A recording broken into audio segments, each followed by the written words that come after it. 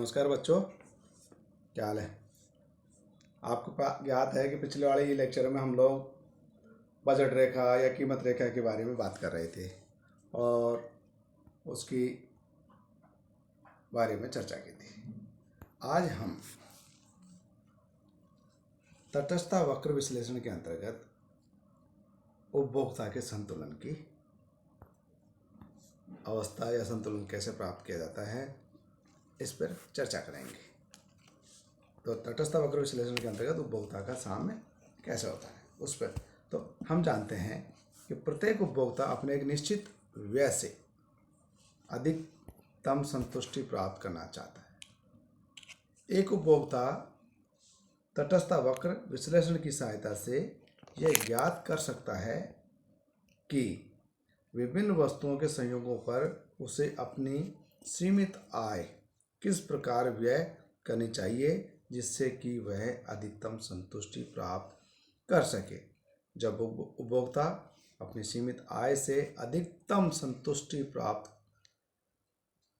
कर रहा होता है तो इस अवस्था को उपभोक्ता संतुलन की अवस्था कहा जाता है। अतः उपभोक्ता संतुलन से अभिप्राय ऐसी स्थिति से है जिसमें उपभोक्ता एक निश्चित आय तथा निश्चित कीमतों पर वस्तुओं तथा सेवाओं का एक ऐसा संयोग खरीदता है जिससे उसे अधिकतम संतुष्टि प्राप्त हो रही हो और वह उसमें किसी भी प्रकार का परिवर्तन करने का इच्छुक न हो।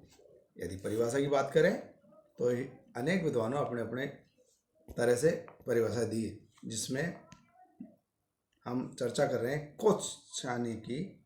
कोश्यानी ने कहा उपभोक्ता उस समय संतुलन में होता है जब वह अपनी निश्चित आय तथा बाजार कीमतों पर अपनी संतुष्टि को अधिकतम करता है। अब इसके लिए कुछ मान्यताएं ली गई हैं। तो मान्यताएं क्या हैं? तटस्थ वक्र विश्लेषण के आधार पर उपभोक्ता संतुलन निम्नलिखित मान्यताओं पर आधारित है। उपभोक्ता की आय स्थिर मान ली जाती है। उपभोक्ता को सभी वस्तुओं की कीमतों का ज्ञान होता है, यह माना जाता है। उपभोक्ता अपनी आय थोड़ी थोड़ी मात्रा में खर्च कर सकता है, यह माना जाता है। नेक्स्ट है, उपभोक्ता विवेकशील है और इसलिए वह दो वस्तुओं के संयोग से अधिकतम संतुष्टि प्राप्त करना चाहता है। नेक्स्ट है, उपभोक्ता को तटस्थता मानचित्र की पूरी जानकारी है और वस्तुएं विभाज्य होती हैं। ये हम इसमें मान्यताएं मानते हैं। अब उपभोक्ता संतुलन की शर्तें बताई गई हैं, वो क्या हैं? उपभोक्ता संतुलन वहाँ पाया जाता है जहाँ बजट रेखा और उन्तोदर तटस्थता वक्र के बीच स्पर्श पाया जाए, अर्थात तटस्थता वक्र बजट रेखा या कीमत रेखा को स्पर्श करे। कोश्यानी के अनुसार उपभोक्ता संतुलन की मुख्य दो शर्तें बताई गई हैं। नंबर 1, कीमत रेखा तटस्थता वक्र की स्पर्श रेखा होनी चाहिए, अर्थात x के लिए y की सीमांत प्रतिस्थापन की दर इनकी कीमतों के अनुपात के बराबर हो, अर्थात MRS x for y equal to PX भाग PY हो। दूसरा, तटस्थ वक्र मूल बिंदु की ओर उन्तोदर होना चाहिए। ये शर्तें बताई गई हैं। बजट रेखा अथवा कीमत रेखा तटस्थ वक्र की स्पर्श रेखा होनी चाहिए और दूसरी है वह मूल बिंदु की ओर उन्तोदर होना चाहिए। इसे हम एक चित्र के द्वारा भी बता सकते हैं, जो चित्र इसमें दिखाया गया। जैसे रेखा चित्र में AB बजट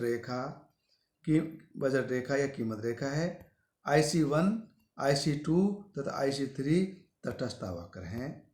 एक उपभोक्ता AB कीमत रेखा पर व्यक्त सेवाओं और संतरों के ABCD तथा E किसी भी संयोग को खरीद सकता है। वह 3 पर कोई भी संयोग नहीं ले सकता, क्योंकि वह कीमत रेखा ए बी से दूर है। वह उन्हीं संयोगों को खरीद सकता है जो न केवल कीमत रेखा ए बी पर स्थित है, बल्कि उससे संबंधित सबसे ऊंचे तटस्थता वक्र पर हैं। यहाँ यह वक्र IC2 है। ABCD तथा ई संयोगों में से उपभोक्ता डी संयोग अर्थात 4 संतरे प्लस 2 सेब पर संतुलन की स्थिति में होगा, क्योंकि इस बिंदु पर कीमत रेखा ए बी सबसे ऊंचे तटस्थता वक्र IC2 की स्पर्श रेखा है। इसमें कोई शक नहीं कि उपभोक्ता सी या ई संयोगों को भी खरीद सकता है, परंतु ये उसे अधिकतम संतुष्टि प्रदान नहीं करेंगे, क्योंकि ये निचली तटस्थता वक्र पर IC1 पर है स्थिति है। इसका अर्थ यह हुआ कि कीमत रेखा तथा तटस्थ वक्र का स्पर्श रेखा बिंदु उपभोक्ता संतुलन बिंदु है।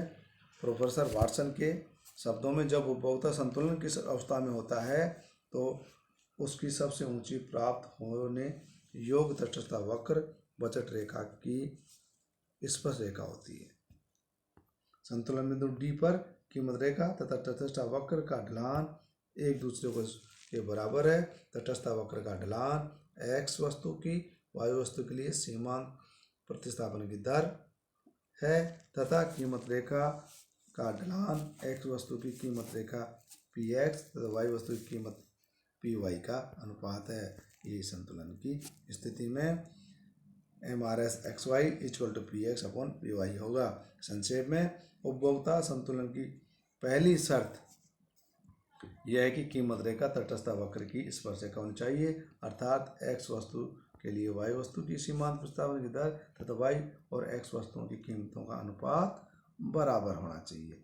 और दूसरा है तटस्थता वक्र मूल बिंदु की ओर उन्नततर होना चाहिए। ठीक है, इसका मतलब ये हुआ कि एक उपभोक्ता उस स्थिति में साम्य की अवस्था या संतुलन की अवस्था में होगा जब उसकी 2 शर्तें पूरी हो रही हों। नंबर 1, तटस्थता वक्र का ढाल कीमत रेखा के ढाल के बराबर हो, अर्थात तटस्थता वक्र कीमत रेखा को स्पर्श कर रहा हो।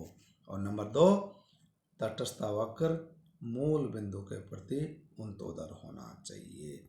जहाँ ये दोनों शर्तें पूरी होंगी उस बिंदु पर एक उपभोक्ता संतुलन में होगा और उस बिंदु पर उसे अधिकतम संतुष्टि का स्तर प्राप्त होगा, जैसा कि हमारे चित्र में IC2 के डी बिंदु पर दिखाया गया है।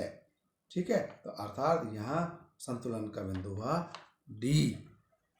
चलो, अब बात आती है कि उपभोक्ता विश्लेषण तथा तटस्थता वक्र विश्लेषण के बीच तुलना करें तो इसको किस तरह से बता सकते हैं। तो देखिए, तटस्थता वक्र हम जानते हैं क्रमवाचक दृष्टिकोण को बताता है, उपयोगिता विश्लेषण गणनावाचक दृष्टिकोण को बताता है। इन दोनों के मध्य कुछ समानताएं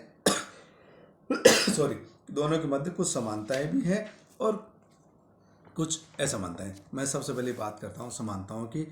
दोनों के मध्य समानता यह है कि दोनों के भावगत हैं, ये दोनों विश्लेषण भावगत हैं। नंबर 2, दोनों के अंतर्गत यह मान्यता ली गई है कि उपभोक्ता विचारवान अर्थात विवेकशील होता है। नंबर 3, संतुलन की शर्तें दोनों के मध्य एक जैसी हैं। जैसे उदासीनता वक्र के अंतर्गत हम देखते हैं MRS/XY = प्राइस ऑफ x भाग प्राइस ऑफ y होती है, जबकि दूसरे में अंतर्गत हम देखते हैं कि सीमांत उपयोगिता ऑफ x भाग प्राइस ऑफ x = सीमांत उपयोगिता ऑफ y भाग प्राइस ऑफ y। ये गणनावाचक दृष्टिकोण था। नेक्स्ट है समानता सीमांत उपयोगिता के घटने की प्रवृत्ति दोनों के अंतर्गत बताई गई है। अब बात आती है कि इन दोनों के अंतर्गत श्रेष्ठ कौन सी है। तटस्थता वक्र विश्लेषण की कुछ श्रेष्ठताएं बताई गई हैं, इसके किस आधार पर श्रेष्ठ बताई हैं उनको मैं संक्षेप रूप में आपको बता रहा हूँ कि तटस्थता वक्र विश्लेषण अधिक वास्तविक बताया गया। पैरेटो ने उपयोगिता विश्लेषण की आलोचना कर इसलिए की थी क्योंकि यह विश्लेषण उपयोगिता के गणनावाचक संख्याओं में मापता है। उपयोगिता एक भावगत धारणा है, जबकि इसे हम किसी कपड़े के टुकड़े की लंबाई या चौड़ाई के रूप में नहीं माप सकते, इसलिए क्रमवाचक ज़्यादा उचित लगता है। दूसरा है स्वतंत्र उपयोगिता की मान्यता से मुक्त है। एजवर्थ के अनुसार उपयोगिता विश्लेषण का मुख्य दोष यह है कि एक वस्तु की उपयोगिता पर दूसरी वस्तुओं की उपयोगिता का प्रभाव नहीं पड़ता। इस मान्यता का अभिप्राय यह हुआ कि पूरक तथा प्रतिस्थापन वस्तुओं का उपयोगिता विश्लेषण में अध्ययन नहीं किया जा सकता है, परंतु वास्तविक जीवन में उपभोक्ता जब किसी वस्तु का उपभोग करता है तो उसकी उपयोगिता पर उपभोग की जाने वाली दूसरी वस्तुओं का प्रभाव अवश्य पड़ता है। तटस्थ वक्र विश्लेषण उपयोगिता विश्लेषण की इस मान्यता से मुक्त है। नेक्स्ट है मुद्रा की सीमांत उपयोगिता। मार्शल का उपयोगिता विश्लेषण इस मान्यता पर आधारित है कि मुद्रा की सीमांत उपयोगिता स्थिर रहती है। वास्तविक जीवन में मुद्रा की सीमांत उपयोगिता स्थिर नहीं रहती है। तटस्थ वक्र विश्लेषण उपयोगिता की इस अवास्तविक मान्यता से मुक्त है। तटस्थ वक्र विश्लेषण में यह मानने से की आवश्यकता नहीं है कि मुद्रा की सीमांत उपयोगिता स्थिर है अथवा नहीं है। नेक्स्ट है आय तथा प्रतिस्थापन प्रभावों का अलग करना। मांग के उपयोगिता विश्लेषण में कीमत प्रभाव को आय प्रभाव तथा प्रतिस्थापन प्रभाव में बांटा नहीं जा सकता। इसके विपरीत तटस्थ वक्र विश्लेषण से यह ज्ञात होता है कि कीमत में होने वाले परिवर्तन का प्रभाव कितना आय प्रभाव के कारण व कितना प्रतिस्थापन प्रभाव के कारण है। इस प्रकार तटस्थ वक्र विश्लेषण मांग सिद्धांत की अपेक्षाकृत अधिक विस्तृत व्याख्या है। और लास्ट है गिफिन विरोधाभास। गिफिन विरोधाभास का संबंध उन घटिया वस्तुओं में से है जिनकी मांग इनकी कीमत कम हो जाने पर कम हो जाती है, परंतु जब इन वस्तुओं की कीमत बढ़ती है तब तथा उपभोक्ता की आय में परिवर्तन नहीं आता है तो इनकी मांग भी बढ़ जाती है। अतः गिफिन पदार्थ की मांग वक्रों का ढलान नीचे से ऊपर की ओर होता है। उपयोगिता विश्लेषण द्वारा गिफिन विरोधाभास की व्याख्या नहीं की जा सकती, परंतु तटस्थ वक्र विश्लेषण के अनुसार गिफिन पदार्थों की कीमत में परिवर्तन होने से ऋणात्मक आय प्रभाव प्रतिस्थापन प्रभाव से अधिक शक्तिशाली होता है। इसलिए कीमतों के बढ़ने पर इन वस्तुओं की मांग बढ़ जाती है। इस प्रकार तटस्थ वक्र विश्लेषण मार्शल के मांग सिद्धांत से अधिक विस्तृत व वास्तविक है।